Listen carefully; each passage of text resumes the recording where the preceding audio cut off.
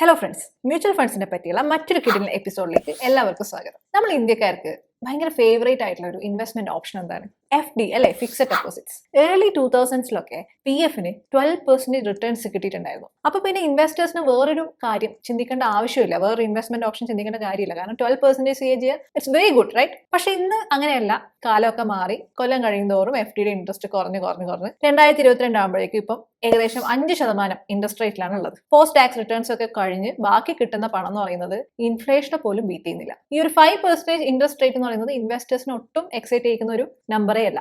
ഇതൊക്കെ കൊണ്ടാണ് പല ഇൻവെസ്റ്റേഴ്സും ഇക്വിറ്റീസിൽ ഇൻവെസ്റ്റ് ചെയ്ത് തുടങ്ങുന്നത്, അതായത് സ്റ്റോക്ക് മാർക്കറ്റിൽ. പക്ഷേ ഇക്വിറ്റീസ് ഷോർട്ട് ടേമിൽ വളരെ റിസ്കിയാണ്. ഇപ്പൊ ഇൻവെസ്റ്റേഴ്സിന് ഇക്വിറ്റീസിന് അത്ര റിസ്ക് എടുക്കാൻ പറ്റില്ല. പക്ഷേ FDയേക്കാൾ കൂടുതൽ റിട്ടേൺസ് വേണം എന്നുണ്ടെങ്കിൽ എന്തെങ്കിലും ഇൻവെസ്റ്റ്മെന്റ് ഓപ്ഷൻ ഉണ്ടോ? യെസ്, ഇവിടെയാണ് ഡെറ്റ് ഫണ്ട്സ് അല്ലെങ്കിൽ ബോൺസിന്റെ പ്രസക്തി. നിങ്ങൾക്കറിയോ, ചില സ്റ്റേറ്റ് ഗവൺമെന്റ് ബോൺസ് ഒക്കെ 7 to 8% റിട്ടേൺസ് തരുന്നുണ്ട്. ചില ഡെറ്റ് ഫണ്ട്സ് കഴിഞ്ഞ 2 വർഷത്തിനുള്ളിൽ 7% റിട്ടേൺസ് ഇൻവെസ്റ്റേഴ്സിന് കൊടുത്തിട്ടുണ്ട്. അപ്പൊ നമ്മൾക്ക് നല്ല റിട്ടേൺസ് തരുന്ന ഡെറ്റ് ഫണ്ട്സ് സെലക്ട് ചെയ്യണമെന്നുണ്ടെങ്കിൽ ഈ ഡെറ്റ് ഫണ്ടിനെ പറ്റി കൂടുതൽ നമ്മൾ മനസ്സിലാക്കണം. അപ്പം ഈ വീഡിയോ നിങ്ങൾ മുഴുവനായിട്ട് കാണുക. ഈ വീഡിയോയിൽ നമ്മൾ ഡെറ്റ് ഫണ്ട്സിനെ പറ്റി സംസാരിക്കും. ഒരു വർഷത്തിനുള്ളിൽ നിങ്ങൾക്ക് ഇൻവെസ്റ്റ് ചെയ്യാൻ പറ്റുന്ന ഡെറ്റ് ഫണ്ട്സ് ഏതൊക്കെയാണ്, അത് എങ്ങനെ സെലക്ട് ചെയ്യണം എന്നൊക്കെ നമ്മൾ ഈ വീഡിയോയിൽ ഡിസ്കസ് ചെയ്യും. അപ്പം മറക്കാതെ ചാനൽ സബ്സ്ക്രൈബ് ചെയ്യുക, നോട്ടിഫിക്കേഷൻ ബെൽ ക്ലിക്ക് ചെയ്യുക, വീഡിയോ ലൈക്ക് ചെയ്യുക. അപ്പൊ നമുക്ക് വിഷയത്തിലേക്ക് കടക്കാം.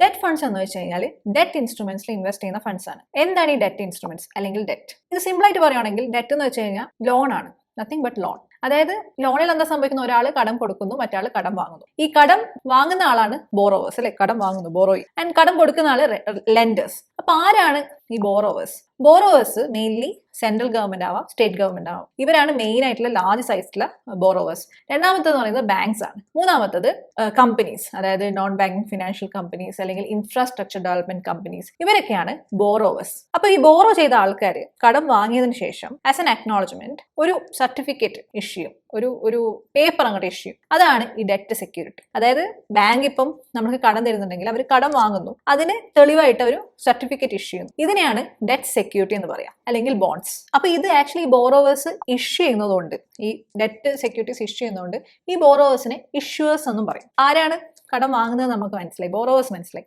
ഇനി ആരാണ് ലെൻഡേഴ്സ്? ഈ ലെൻഡേഴ്സ് ബാങ്ക്സ് ആവാം, മ്യൂച്വൽ ഫണ്ട് കമ്പനീസ് ആവാം, ഇൻഷുറൻസ് കമ്പനീസ് ആവാം, അല്ലെങ്കിൽ എന്നെയും നിങ്ങളെയും പോലുള്ള ഇൻഡിവിജ്വൽസും ആവാം. അപ്പം ഈ ലെൻഡേഴ്സിനെ ബയേഴ്സ് ഓഫ് ഡെറ്റ് സെക്യൂരിറ്റീസ് എന്ന് പറയും. അതായത് ഇവരാണ് ബയേഴ്സ്. ഒരാൾ ഇഷ്യൂ ചെയ്യുന്നു, മറ്റാൾ ബൈ ചെയ്യുന്നു. ഇഷ്യൂ ചെയ്യുന്നത് എന്താണ്? Debt security. ബൈ ചെയ്യുന്നത് ഡെറ്റ് സെക്യൂരിറ്റി. ഓക്കെ. അപ്പൊ ഈ കടങ്ങളൊക്കെ ഒരു സ്പെസിഫിക് പീരീഡ്, ഒരു നിശ്ചിത കാലയളവിനാണ് ഈ കടങ്ങൾ കൊടുക്കുക. ആ കാലയളവിനെ ടെനർ എന്ന് പറയും. അതുപോലെ തന്നെ ഒരു പ്രീ ഡിഫൈൻഡ് പലിശ, ഒരു പലിശ അല്ലെ, കടം കൊടുക്കുമ്പോൾ ഡെഫിനറ്റ്ലി പലിശ ഉണ്ടാവും. ആ ഇൻട്രസ്റ്റ് റേറ്റിനാണ് ഈ കടങ്ങൾ കൊടുക്കുന്നത്. ആ ഇൻട്രസ്റ്റ് റേറ്റിനെ കൂപ്പൺ റേറ്റ് എന്ന് പറയും. നമ്മളിവിടെ മനസ്സിലാക്കേണ്ടത് എല്ലാ ഡെറ്റ് സെക്യൂരിറ്റീസും സെയിം അല്ല. നമ്മളൊരു ഡെറ്റ് മ്യൂച്വൽ ഫണ്ടിന്റെ പോർട്ട്ഫോളിയോ നോക്കുന്ന സമയത്ത് നമ്മൾ മനസ്സിലാക്കേണ്ടത് ഏത് ഡെറ്റ് സെക്യൂരിറ്റീസിലാണ് ഈ മ്യൂച്വൽ ഫണ്ട്സ് ഒക്കെ ഇൻവെസ്റ്റ് ചെയ്തിട്ടുള്ളത് എന്നതാണ് നമ്മൾ മനസ്സിലാക്കേണ്ടത്. എന്നാലാണ് നമുക്ക് കറക്റ്റ് ഡെറ്റ് ഫണ്ട് സെലക്ട് ചെയ്യാൻ പറ്റും, കറക്റ്റ് റിട്ടേൺസ് നമുക്ക് എക്സ്പെക്ട് ചെയ്തിട്ട് കറക്റ്റ് ഡെറ്റ് ഫണ്ട് സെലക്ട് ചെയ്യാൻ പറ്റുള്ളൂ. അപ്പം അതേപറ്റി നമുക്ക് നോക്കാം. ഈ ഡെറ്റ് സെക്യൂരിറ്റീസ് മെയിൻലി രണ്ടായിട്ട് ഡിവൈഡ് ചെയ്തിട്ടുണ്ട്. ഒന്ന് ഷോർട്ട് ടേം, മറ്റൊന്ന് ലോങ് ടേം. ഈ ഷോർട്ട് ടേം എന്ന് പറയുന്നത് ഒരു വർഷത്തിനുള്ളിൽ വീട്ടേണ്ട കടങ്ങൾ, അതിനെയാണ് ഷോർട്ട് ടേം ലോൺസ് അല്ലെങ്കിൽ ഷോർട്ട് ടേം ബോൺസ് എന്ന് പറയുന്നത്. ലോങ് ടേം ബോൺസ് എന്ന് വെച്ച് കഴിഞ്ഞാൽ 1 വർഷം മുതൽ 30 വർഷം വരെ ആ ഒരു കാലയളവിൽ വീട്ടേണ്ട ലോൺസ്. ഈ ഷോർട്ട് ടേം ബോൺസ് ഏതൊക്കെയാണ്? ഒന്ന് ട്രഷറി ബിൽസ്. ഇത് ഗവൺമെന്റ് ഇഷ്യൂ ചെയ്യുന്ന ഷോർട്ട് ടേം ലോൺ ആണ്. അതായത് ഗവൺമെന്റിന് ഒരു വർഷത്തിന് ഒരു കടം വേണമെന്നുണ്ടെങ്കിൽ ഗവൺമെന്റ് ട്രഷറി ബിൽസ് ഇഷ്യൂ ചെയ്യാം. ഇനി ബാങ്ക്സ് ആണ് ഇതുപോലത്തെ ഷോർട്ട് ടേം ലോൺ ഇഷ്യൂ ചെയ്യുന്നതെങ്കിൽ അതിനെ സർട്ടിഫിക്കറ്റ് ഓഫ് ഡെപ്പോസിറ്റ്സ് എന്ന് പറയും. ഇനി കമ്പനീസ് അതുപോലെ തന്നെ NBFCs ഒക്കെയാണ് ഇഷ്യൂ ചെയ്യുന്നതെങ്കിൽ അതിനെ കൊമേഴ്ഷ്യൽ പേപ്പർ എന്ന് പറയും. അപ്പം ഈ മൂന്നെണ്ണത്തിലും ഏതായിരിക്കും കൂടുതൽ സേഫ്? ഗവൺമെന്റ് ഇഷ്യൂ ചെയ്യുന്ന ട്രഷറി ബിൽസ് ആയിരിക്കും കൂടുതൽ സേഫ്, പിന്നെ ബാങ്ക് ഇഷ്യൂ ചെയ്യുന്നത്, പിന്നെ കമ്പനി ഇഷ്യൂ ചെയ്യുന്നത്. അങ്ങനെയാണ് അതിന്റെ റിസ്ക് പാറ്റേൺ വരിക. ഓക്കെ. അപ്പൊ ഏതിനായിരിക്കും റിട്ടേൺസ് കൂടുതൽ? റിസ്ക് കൂടിയതിന് റിട്ടേൺസ് കൂടുതലായിരിക്കും. അതായത് കമ്പനീസ് ഒക്കെ ഇഷ്യൂ ചെയ്യുന്ന കൊമേഴ്ഷ്യൽ പേപ്പേഴ്സിനായിരിക്കും റിട്ടേൺസ് കൂടുതൽ. ഇനി ലോങ് ടേം ബോൺസ് ഏതാണെന്ന് മനസ്സിലാക്കി. ഈ ലോങ് ടേം ബോൺസ് അല്ലെങ്കിൽ ലോങ് ടേം ലോൺ എന്ന് പറയുന്നത് 2 ടൈപ്പാണ്. ഒന്ന് ഗവൺമെന്റ് ബോണ്ട്, മറ്റൊന്ന് കോർപ്പറേറ്റ് ബോണ്ട്സ്. ഓക്കെ. എന്താണ് പേരിൽ തന്നെ ഉണ്ട്, ഗവൺമെന്റ് ഇഷ്യൂ ചെയ്യുന്നത് ഗവൺമെന്റ് ബോണ്ട്സ്, കോർപ്പറേറ്റ്സ് കമ്പനീസ് ഒക്കെ ഇഷ്യൂ ചെയ്യുന്നത് കോർപ്പറേറ്റ് ബോണ്ട്സ്. അപ്പോൾ ഇതിൽ നിങ്ങൾ പറയൂ ഏതിനാണ് സേഫ്റ്റി കൂടുതൽ അല്ലെങ്കിൽ റിസ്ക് കുറവ്? ഏതിനാണ്? ഡെഫിനറ്റ്ലി ഗവൺമെന്റ് ബോണ്ട്സിനാണ്. റിസ്ക് കൂടുതൽ കോർപ്പറേറ്റ് ബോണ്ട്സിനാണ്. അപ്പോൾ ഏതിനായിരിക്കും റിട്ടേൺസ് കൂടുതൽ?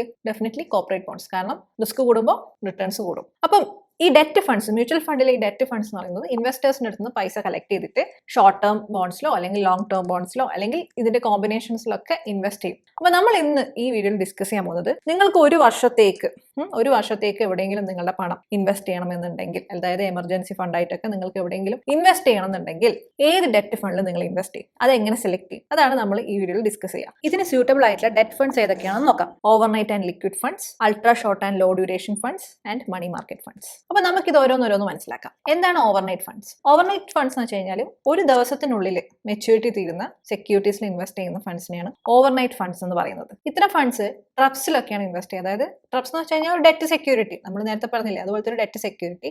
അതിന്റെ മെച്യൂരിറ്റി പീരീഡ് 1 day ആയിരിക്കും.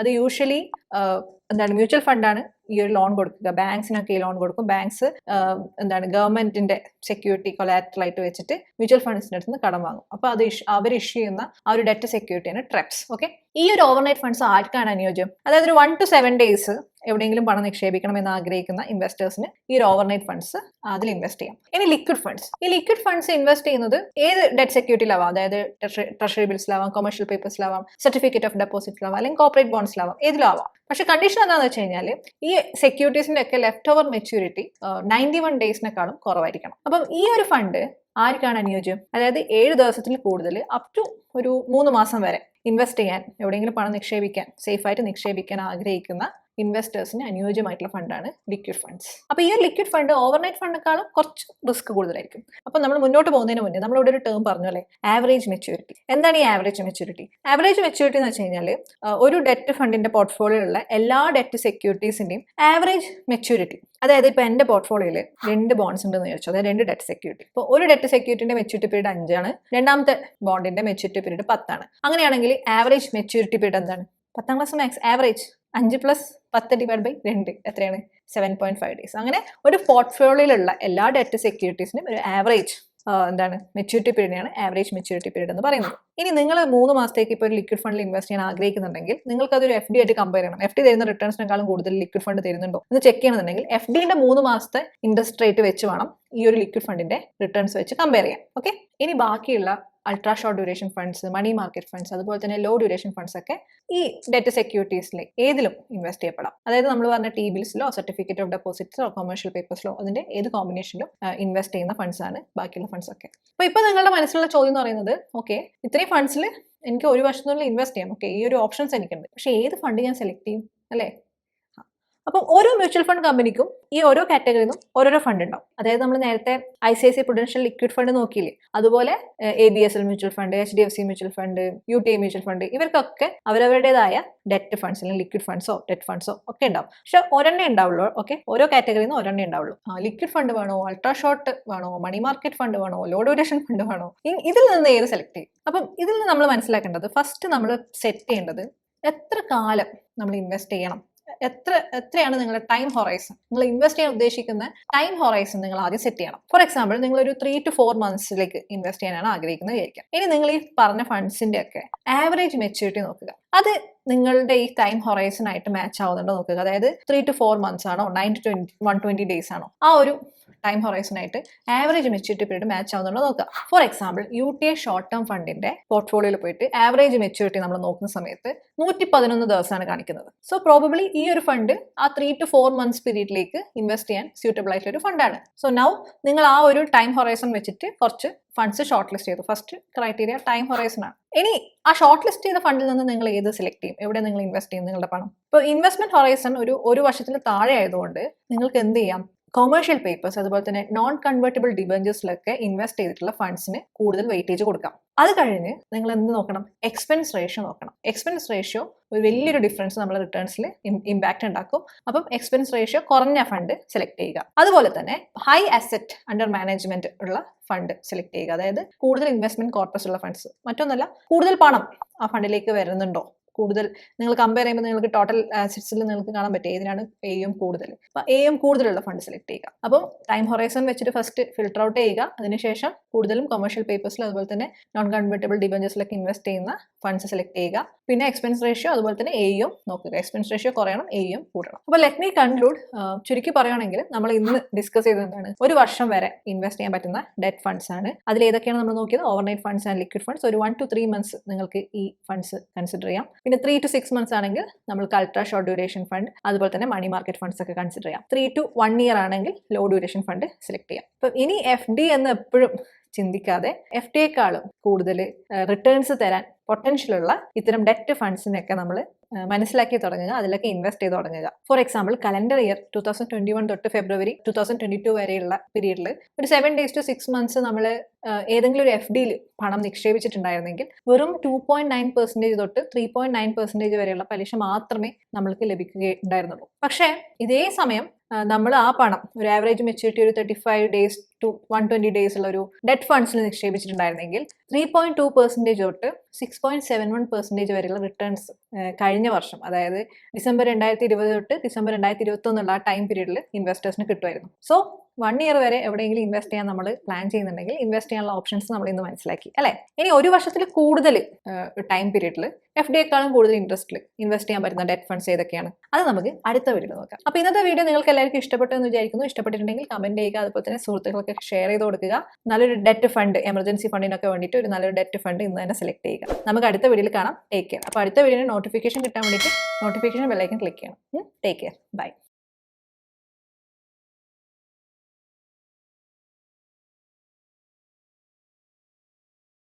Investment in securities market are subject to market risks. Read all the related documents carefully before investing. Please read the risk disclosure documents carefully before investing in equity shares, derivatives, mutual fund, and or other instruments traded on the stock exchanges.